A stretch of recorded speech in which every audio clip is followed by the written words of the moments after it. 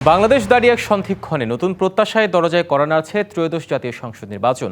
বদলের হাওয়া নিয়ে আসছেন লাখো তরুণ যারা প্রথমবারের মতো পা রাখছেন ভোটের ময়দানে। তারা শুধু ভোটারই নন, হতে পারেন গেম চেঞ্জারও। এমন তরুণ অভিজ্ঞতার মুখেই শুনবো আগামীর ভাবনা। এসব জানতে ও জানাতে Madhumati bank road to parliament আপনাদের সাথে আছি হিমাদ্রি রাহা। দর্শক, মধুমতি ব্যাংক রোড টু পার্লামেন্টে আজকে আমরা আলোচনা করব ঢাকা জেলার সংসদীয় আসন অর্থাৎ 20টি সংসদীয় আসন নিয়ে। জানবো এই আসনগুলোর সাধারণ তরুণদের ভাবনার কথা। সেই সাথে জানবো আসনগুলোতে রাজনৈতিক দল মনোনীত যারা প্রার্থী আছে তাদের নির্বাচনী প্রতিশ্রুতির কথা। আমাদের সাথে এই মুহূর্তে যুক্ত আছেন ঢাকা 4 আসনে জামায়াত ইসলামী মনোনীত প্রার্থী সৈয়দ জয়নুল আবেদিন। সেই সাথে যুক্ত আছেন ঢাকা 17 আসনে জামায়াত ইসলামী মনোনীত প্রার্থী ডাক্তার এস.এম. খালিদুজ্জামান। আমরা দুজনের সাথে একটু কথা বলতে চাই। শুরুতেই আমরা নিশ্চয়ই তারা আমাদের সাথে যুক্ত আছেন। আমরা শুরুতেই প্রার্থী সৈয়দ জয়নুল আবেদিন। জয়নুল আবেদিন, আপনাকে স্বাগত মধুমতি ব্যাংক রোড টু পার্লামেন্টে। সেই সাথে ডাক্তার এস.এম. খালিদুজ্জামান, আপনাকেও স্বাগত। আমরা শুরুতেই জয়নুল আবেদিন আপনার কাছে ফিরতে চাই। সেটি হচ্ছে আর কালকে সকালে শেষ হচ্ছে নির্বাচনী প্রচারণা। দীর্ঘ 20 দিনের একটি নির্বাচনী প্রচারণা ছিল। কেমন ছিল প্রচারণা, প্রথমে যদি এই বিষয়টি জানতে চাই, আর কেমন সাড়া পেয়েছেন? আসসালামু আলাইকুম ওয়া রাহমাতুল্লাহ। সালাম। ঢাকা 4 শ্যামপুর কদমতলী থানা নিয়ে একটি রাজধানীর একটি গুরুত্বপূর্ণ আসন। আমরা গণসংযোগের কার্যক্রম তফসিল ঘোষণার পর থেকে, বিশেষ করে 22 তারিখে থেকে আমরা পরিচালনা করে আসছি। জনগণের স্বতঃস্ফূর্ত সাড়া পাচ্ছি আলহামদুলিল্লাহ। বিশেষ করে তরুণ এবং আমাদের মা বোনদের অভূতপূর্ব সাড়া পেয়েছি এবং সর্বস্তরের জনগণ মুখিয়ে আছে আগামী 12 তারিখের নির্বাচনের দিকে। তারা নূতন এবং মানে পরিবর্তন চাচ্ছে এই সমাজের। অর্থাৎ বিগত দিনে যে বাংলাদেশের যে সন্ত্রাস, দুর্নীতি, চাঁদাবাজ, মাদক, এই যে অপরাধের মানে ভরপুর হয়ে গেছে, সয়লাভ হয়ে গেছে, পরিবর্তন তারা চাচ্ছে এবং সেই পরিবর্তন নেতৃত্বে তারা জামায়াতে ইসলামী এবং দাঁড়িপাল্লা 11 দলীয় জোটকে তারা বেছে নিচ্ছে আলহামদুলিল্লাহ। নিশ্চয় আপনি থাকুন আমাদের সাথে। এস.এম. খালিদুজ্জামান, আপনার সাথে আরেকজন আছেন ঢাকা 17 আসনের। এস.এম. খালিদুজ্জামান, ঢাকা 17 আসন দেশের মধ্যে সবচাইতে বলা যায় একটা হেভিওয়েট আসন। আপনাদের দীর্ঘ সময়ের জোট সঙ্গী যারা, তারা এখন প্রধান বিরোধী দল, তাদের চেয়ারম্যানের আসন সেটি ঢাকা 17। আপনি তার একদম বিরোধী পক্ষ। কি মনে হচ্ছে, জনপ্রিয়তা কার বেশি? জনরাই কোন দিকে যাবে? আলহামদুলিল্লাহ, আমি আপনাকে এবং দর্শকদেরকে প্রথমেই আমার পক্ষ থেকে স্বাগতম এবং আমার সালাম জানাচ্ছি। আসসালামু আলাইকুম ওয়া রাহমাতুল্লাহ। আসসালাম। জনগণের তো স্বতঃস্ফূর্ততা অবশ্যই অনেক ভালো 17 আসনে, এবং আমি মনে করি আমার জনগণই সেটা নির্বাচনের দিনই তাদের রায়ের মাধ্যমে বলবে যে আসলে সবচেয়ে বেশি কে। তবে আপনাদের মাধ্যমেও তো অনেক রেকর্ড, অনেক জরিপ অলরেডি আপনারা দেখেছেন। সেখানে আমার জনপ্রিয়তা মোটামুটি সবসময় যেটাই শীর্ষে ছিল অনেকগুলো পত্রিকায়। লাস্টে 2 দিন আগে একটা জরিপ আপনারা দেখছেন সোচ্চারের ইউএস বেস, সেখানেও মাত্র 3% ডিফারেন্স আমার থেকে, আমার 3% এগিয়ে আছে, কিন্তু অলমোস্ট 20% লোক যারা এখনো মতামত দেয় নাই। আমরা আশা করছি এই 20%-এর অধিকাংশ আমাদের পক্ষে ভোট দিবে। এবং আমার বিপক্ষে যে ষড়যন্ত্র হচ্ছে এটা ইন্ডিকেট করে যে আমরা হয়তোবা জনপ্রিয়তার কিছু লেভেলে আসতে পারছি প্রতিযোগিতায়। তা না হলে এরকম ষড়যন্ত্র তো আসার কথা না। 1 বছর আগের মীমাংসিত ঘটনা, 1 মাস আগের মীমাংসিত ঘটনা, এই যেগুলো আসছে, তার মানে হয়তোবা কোনো পক্ষ রাজনৈতিক ভাবে মানে কিছুটা শঙ্কিত। না হলে এরকম জিনিসগুলো হয়তো আপনাদের মিডিয়ার মাধ্যমে নতুন ভাবে আসতো না বলে আমি মনে করি আর কি। নিশ্চয়ই ষড়যন্ত্র হবে, বিরোধী পক্ষ চাইবে আসলে প্রতিপক্ষকে নানানভাবে ঘায়েল করতে, সেটা থাকবেই, সেটা গণতন্ত্রের অনুষঙ্গ বলেই ধরে নেই আমরা। কিন্তু বিষয়টা হচ্ছে এই যে ক্যান্টনমেন্টে যে ঘটনাটা, সেটা আপনি বলছেন 1 মাস আগের ঘটনা। এর আগেও আপনি একটা ভিডিওতে আমরা দেখেছি আপনার প্রতিপক্ষকে কোনোভাবেই সাইড দিবেন না, যেটা বলেছেন সেটা স্বাভাবিক ঘটনা, এটা হতেই পারে। এই বিষয়গুলো আসলে ভোটের মাঠে কতটা প্রভাব ফেলবে বলে মনে করছেন? না, এইগুলা আসলে তেমন প্রভাব ফেলবে না। কারণ হচ্ছে যে মানুষ তো এখন যে 5ই আগস্টের পরে তারা চায় যে একটু চাঁদা মুক্ত, সন্ত্রাস মুক্ত নতুন বাংলাদেশ চেয়েছে। এবং সত্যিকারের তাদের যে, আমি কোনো মানুষের সঙ্গে বলতে পারেন যে বৈষম্যের বিরুদ্ধে আমি অধিকার করেছি। ব্যাংকের একটা জিনিস দেখিয়েছে, সেটা হচ্ছে যে এমপ্লয়িরা ধরেন বেতন পাচ্ছে না, তারা চিল্লাপাল্লা করছে, সেটাকে আমি থামিয়েছি, পুলিশ এনেছে, আমি মীমাংসা করেছি। সেখানে আমাকে প্রেজেন্ট করা হয়েছে ভিন্নভাবে। তো এটা আরো অনেক হিস্ট্রি আছে। ইটস আফটার দ্য ইলেকশন আমাকে কতভাবে নিশ্চয়ই নির্বাচনের পর আমরা সেই আমাকে বিষয়গুলো যাবো। আপনাদের মানে দুজনের জন্য জনসম্পৃক্ত। শুভকামনা। আপনাদের দলের আমির এই মুহূর্তে বক্তব্য রাখছেন, আপনাদের দলের আমিরের বক্তব্য আমরা শুনে আসবো, আপনারা থাকুন। শেষ মুহূর্তে নির্বাচনী সভায় আসলে জমে উঠেছে সব দিকে, এবং আমরা ছিলাম জামায়াত আমির যেখানে বক্তব্য রাখছিলেন সেখানে। আমরা আবারও ফিরছি আপনাদের নিয়মিত আয়োজন মধুমতি বেঙ্গলুরু টু পার্লামেন্ট। এই মুহূর্তে আমাদের সাথে যুক্ত আছেন ঢাকা 12 আসনের বিপ্লবী ওয়ার্কার্স পার্টি, যিনি বিএনপি জোট থেকে মনোনীত প্রার্থী সাইফুল হক। সাইফুল হক, আপনাকে স্বাগত মধুমতি বেঙ্গলুরু টু পার্লামেন্টে। আপনাকে ধন্যবাদ জানাই। যারা দেখছেন সবাইকে শুভেচ্ছা জানাই, বিশেষ করে ঢাকা 12 আসনের যারা ভোটাররা আছেন, ভাই বোনরা আছেন, সবাইকে আমি 12 আসনের প্রার্থী হিসেবে আমি সমর্থিত। নিশ্চয়ই ঢাকা 12 আসন, ঢাকা 12 আসন বলা হচ্ছে সাইফুলদের আসন। 3টা সাইফুল সেখানে আছে। কি মনে হয় কোন সাইফুলের পক্ষে জনরাই আসবে? আমি নিশ্চয়ই, আপনি জানেন যে ইতিমধ্যে আমার যে দীর্ঘ রাজনৈতিক জীবন, প্রায় 50 বছরের রাজনৈতিক জীবন, আমি 12 আসনের বাসিন্দা, এখানকার ভোটার, এবং লড়াই সংগ্রামে দেশের মানুষ বা ঢাকার 12 আসনের মানুষও যে মানুষের কথা শোনার জন্য বা ভূমিকার জন্য লক্ষ লক্ষ, কখনো কোটি কোটি মানুষ অপেক্ষা করেছে, মনে হয় আমি তার মধ্যে একজন। সুতরাং 12 আসনে ইতিমধ্যেই আমি বিপ্লবী ওয়ার্কার্স পার্টির যে প্রতীক কোদাল, যেটা আমাদের পার্টির প্রতীক, বিএনপি যে আসনে সমর্থন দিয়েছেন, গতকালকে বিএনপির চেয়ারম্যান জনাব তারেক রহমান, তিনি 12 আসনে তিনি এখানে তেজগাঁ পলিটেকনিক মাঠে যে বিশাল সমাবেশ করেছেন, যেটা রাত 9:40 যেটা শেষ হয়েছে। তো এর মধ্য দিয়ে এখানে ব্যাপক একটা উচ্ছ্বাস উদ্দীপনা তৈরি হয়েছে কোদাল মার্কার পক্ষে। এক ধরনের গণজাগরণ, এক ধরনের স্বতঃস্ফূর্ততা, এটা আমাকে আশাবাদী করেছে। নিশ্চয়ই বিপ্লবী ওয়ার্কার্স পার্টির সাধারণ সম্পাদক, গত 17 বছর বিশেষ করে লড়াইয়ের মানুষ হিসাবে, জনগণের প্রতিটা ন্যায্য দাবি সংগ্রামের মানুষ হিসাবে মানুষ নিশ্চয়ই আমাকে বেছে নেবেন, এবং বিএনপি সমর্থিত প্রার্থী, আন্দোলনের নানা শরিকরা, তাদের বিশাল সমর্থন আছে, শ্রেণী পেশার মানুষ, নাগরিক সমাজের বিভিন্ন অংশ, তাদের একটা বিপুল সমর্থন আমার পেছনে আমি দেখছি। আমি আশা করি এখানে বিপ্লবী ওয়ার্কার্স পার্টির আমি এবং আমার প্রতীক, মানুষ কোদালে ভোট দিয়ে মানুষ ঢাকা 12 আসনের তারা আমাকে নির্বাচন করবেন, এবং সংসদে তাদের কণ্ঠস্বর হয়ে ওঠার যে সুযোগটা, সেই সুযোগ তারা এখানে প্রদান করবেন। নিশ্চয়ই। আরেকটি প্রশ্ন আপনার কাছে রাখতে চাই, সেটি হচ্ছে যে আপনার আসনে কিন্তু বিএনপি স্বতন্ত্র প্রার্থীও আছে। যদি বলি, সেই স্বতন্ত্র প্রার্থীর বিপরীতে বিএনপির সমর্থন আপনার দিকে কি মনে হচ্ছে, কতটা চ্যালেঞ্জ হবে আপনার জন্য নির্বাচনের মাঠ, ভোটের দিন? না, ওটা তো ইতিমধ্যে ধরেন যেটুকু টুকটাক তিনি তো ধরেন বিএনপি থেকে বহিষ্কৃত হয়েছেন তারপরে, এবং তার সাথে যারা কাজ করছিলেন অল্প সংখ্যক কর্মী বা কিছু অঙ্গ সংগঠনের, তাদেরকেও বিএনপিতে মধ্যে বহিষ্কার করেছে। বাস্তবে ধরুন গতকাল তারেক রহমানের আশা এই বিশাল সমাবেশে বক্তব্য রাখা, তিনি যেভাবে তিনি আমার ভূমিকার মূল্যায়ন করেছেন, পার্টির ভূমিকা মূল্যায়ন করেছেন, 31 দফা থেকে শুরু করে 12 আসনে তিনি বলেছেন যে কোদাল জিতলে এই আসনে ধানের শীষ জিতবে, অথবা কোদাল জিতলে এই আসনে বিএনপি জিতবে। তিনি মানুষকে সরাসরি তিনি কোদালের পক্ষে ভোট দেওয়ার যে আহ্বান জানিয়েছেন। আমার মনে হয় না যে যিনি স্বতন্ত্র প্রার্থী হিসেবে আছেন তিনি বিএনপির আর বিশেষ কোনো ভোটের ফলাফলে তার ভূমিকা এটা কোনো বড় কোনো ফ্যাক্টর হবে, এটা আমি বিবেচনার মধ্যে খুব রাখতে চাই না। যেটুকু টুকটাক প্রশ্ন ছিল সেটা আমার মনে হয় যে গতকালকের এই বিশাল সমাবেশ, উদ্দীপনা, উদ্যোগ, কারণ বিএনপির মূল দলের বাইরেও প্রায় প্রতিটা গণসংগঠন কালকে হাজার হাজার তরুণ যুবকরা, শ্রমিকেরা, তারা কালকে মিছিল করে তারা অংশ নিয়েছেন। আমার মনে হয় না যে তিনি, হয়তো কিছু ভোট হয়তো নষ্ট হতে পারে, কিন্তু এবার 12 আসনে 70% মানুষ শিক্ষিত মানুষ, প্রতিটা ভোট অত্যন্ত গুরুত্বপূর্ণ।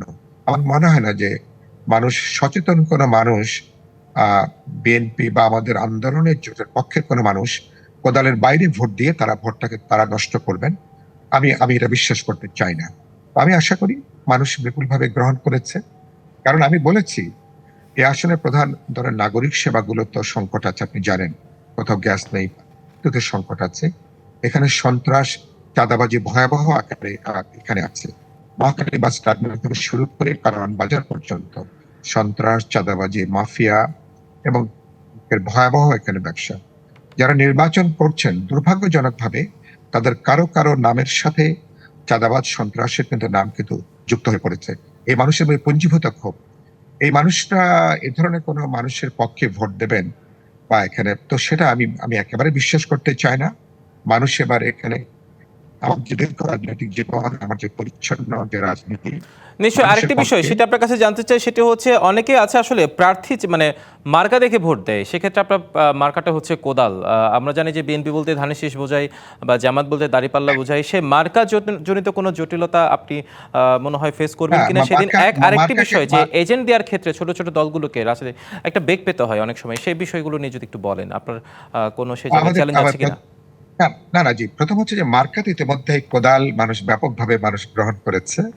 আর ইতিমধ্যে আমরা প্রায় বলতে পারেন প্রায় 100 ভাগ মানুষের কাছে কোদাল মার্কার যে এখানে এটা যে এই আসনের জোটের মার্কা, বিপ্লবী ওয়ার্কার্স পার্টি মার্কা, বিএনপির মার্কা, আন্দোলনের সম্মিলিত মার্কা, যেখানে কোদাল 12 আসনে, এই বার্তাটা মানুষের কাছে গেছে। গতকাল তারেক রহমান নিজেই কোদাল হাতে নিয়ে তিনি যে ঘোষণা দিয়েছেন যে এটা কোদাল জিতলে বিএনপি জিতবে, কোদাল দেখলে আন্দোলন জিতবে, কোদাল দেখলে আমাদের গণতন্ত্রের সংগ্রাম জিতবে। আমার মনে হয় না যে আর কোনো বিভ্রান্তির সুযোগ আছে। আর কোদাল ইতিমধ্যে জানেন যে শহীদ প্রেসিডেন্ট জিয়াউর রহমান তিনি কিন্তু কোদাল হাতে নিয়ে খালকাটা বিপ্লব শুরু করেছিলেন। তারেক রহমান তিনি নিজেও কালকে ঘোষণা দিয়েছেন কোদাল হাতে নিয়ে তিনি পরবর্তী করে আমাদের এখানে নদীগুলোর যে সংকট, নাব্যতার সংকট, সেগুলো তিনি কোদাল দিয়ে তিনি সেখানে কাজ করবেন। তো এটা মোটামুটি বলতে পারেন মানুষ গ্রহণ করেছে। আর আমি বলেছি যে এখানে এত আবর্জনা জমা হয়েছে, এটা কোদাল দিয়ে পরিষ্কার করা ছাড়া আসলে অন্য কোনোভাবে এটা পরিষ্কার করা যাবে না, অ্যাটলিস্ট ঢাকা 12 আসনের ক্ষেত্রে। আর আপনি এজেন্টের যেটা কথা বললেন, এখানে আমাদের 130টা কেন্দ্র, 600-র উপরে এখানে এজেন্ট লাগবে। আমরা ইতিমধ্যে এজেন্ট আমরা চূড়ান্ত করে ফেলেছি। আমাদের পার্টির বিভিন্ন দলের এমনকি বিএনপির তাদের দিক থেকেও নেতা কর্মীরা সংগঠন এগিয়ে আসছেন। ইতিমধ্যে আমরা 600-র উপরে এজেন্টের তালিকা হয়েছে। এজেন্টের কিছু ব্রিফিং, কিছু প্রশিক্ষণও আমরা সম্পন্ন করেছি। তবে আপনি জানেন যে অনেক সময় এজেন্টটা খুব গুরুত্বপূর্ণ। এজেন্ট কোনো কোনো ক্ষেত্রে কেনা বেচা হয়। ফলে এ ধরনের কোনো যাতে সংকটের মধ্যে পড়তে না হয়, এ ব্যাপারে আমরা সতর্ক আছি। আর কোনো কোনো সময় আমাদের এজেন্টদের কোথাও কোথাও ভয় ভীতি দেখানো হচ্ছে। আমি একটু উদ্বিগ্ন আছি অন্য কারণ নিয়ে। গতকালকে আমাদের একটা নির্বাচনী অফিস গতকালকে পুড়িয়ে দেওয়া হয়েছে। পুলিশ ধাওয়া করেছে, তাদেরকে ধরতে পারেনি। এর আগে তো আপনার মধুবাগে আমাদের 5 জন নেতা কর্মীকে হামলা করেছে ওই বিএনপির বহিষ্কৃত প্রার্থী, যিনি নিজেই যে মিটিং উপস্থিত ছিলেন, সেই মিটিং থেকে তার ব্যক্তিবর্গরা থানায় মামলা করা হয়েছে।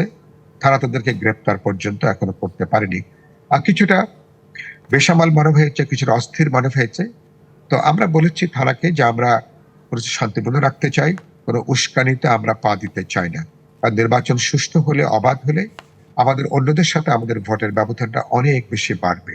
সুতরাং আমরা কোনো উস্কানিতে পা না দিয়ে, তারা বারবার করে চেষ্টা করছে একটা সংঘাতের পরিস্থিতি তৈরি করবার। নিশ্চয়ই আমরাও চাই, আসলে ভোটাররাও চাই, নাগরিকরাও চাই একটা উস্কানি ছাড়া একটা সুন্দর সুষ্ঠু নির্বাচনী পরিবেশ থাকুক, মানুষ ভোট দিক, জনরাই যার পক্ষে যাগুক, একটা সুন্দর নির্বাচন হোক। ধন্যবাদ সাইফুল হক আমাদের সাথে যুক্ত হওয়ার জন্য।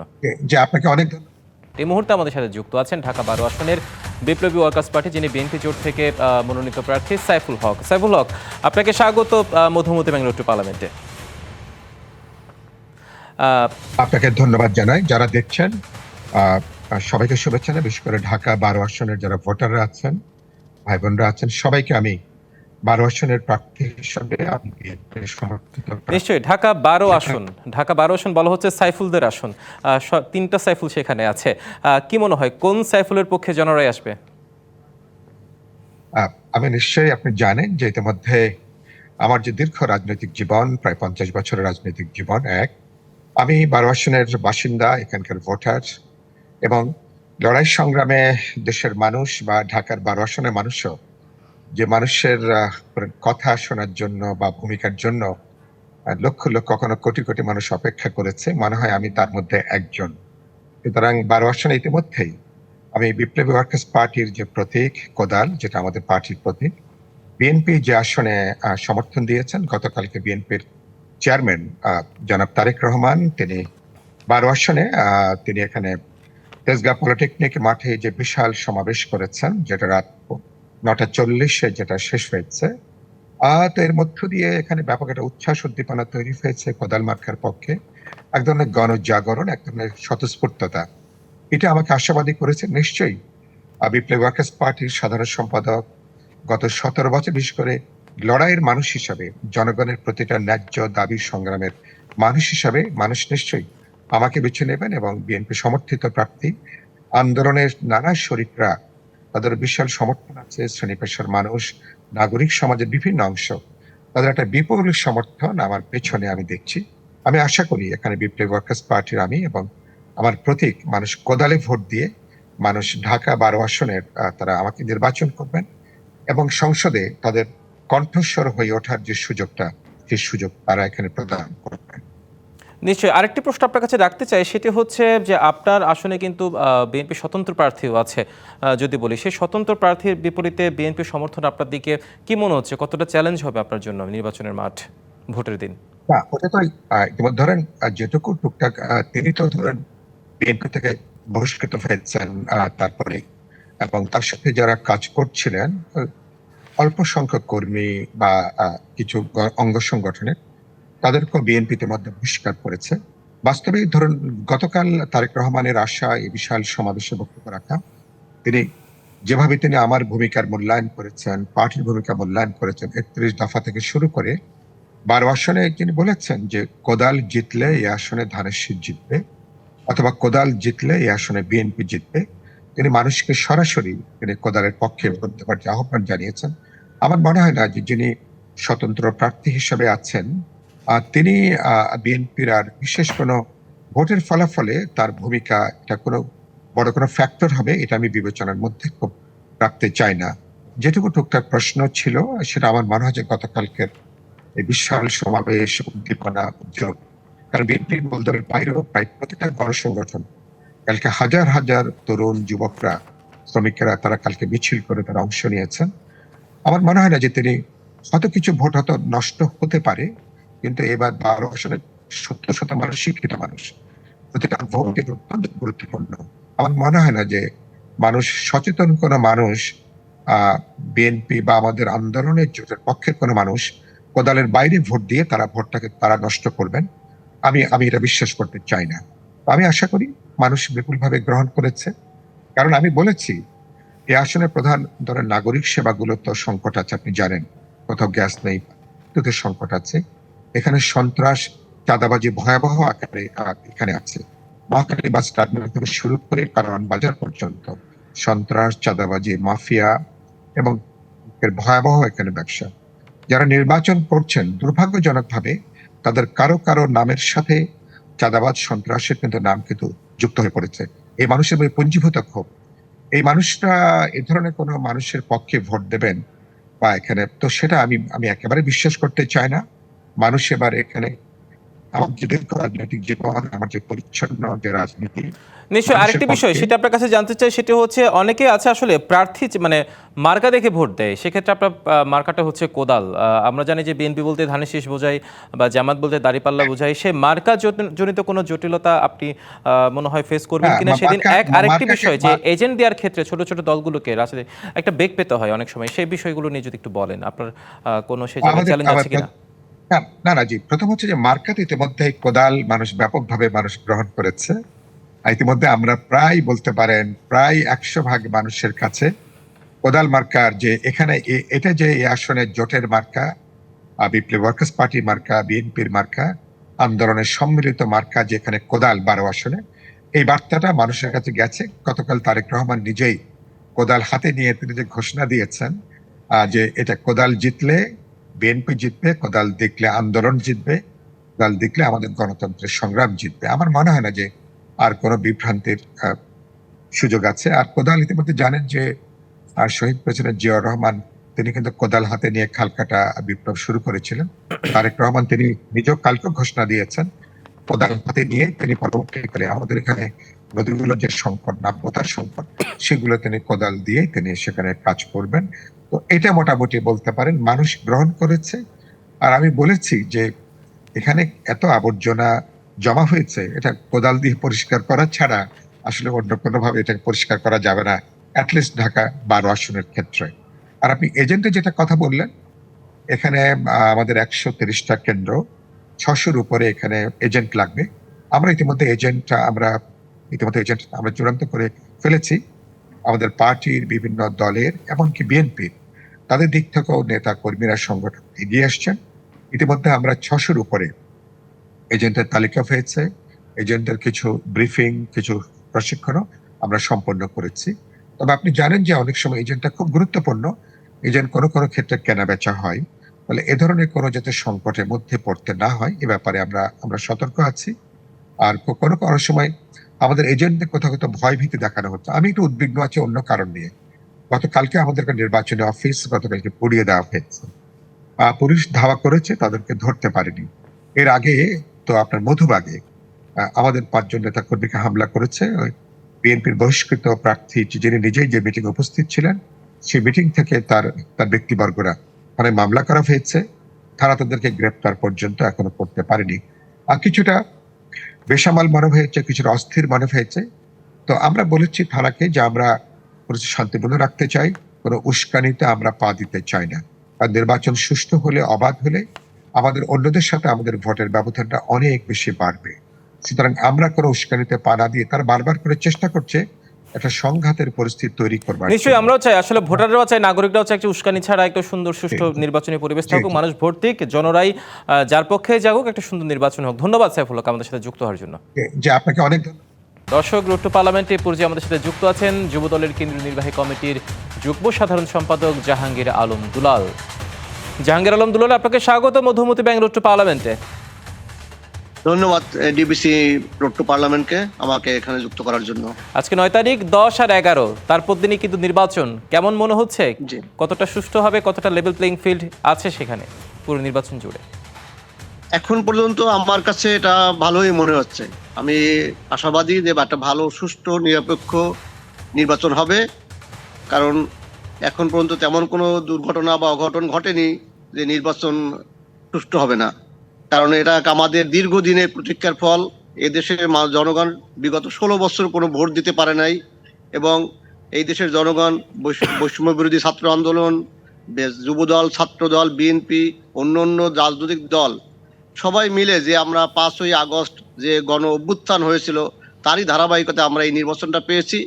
কাজেই এই নির্বাচনটা সুষ্ঠু হতে হবে দেশের স্বার্থে, জাতির স্বার্থে, স্বাধীনতা সার্বভৌমত্বের স্বার্থে। কাজে এখানে কোনো আপোষ করার সুযোগ নাই, এবং সরকারে যারা আছে তারাও চাচ্ছে একটা সুষ্ঠু নির্বাচন হোক।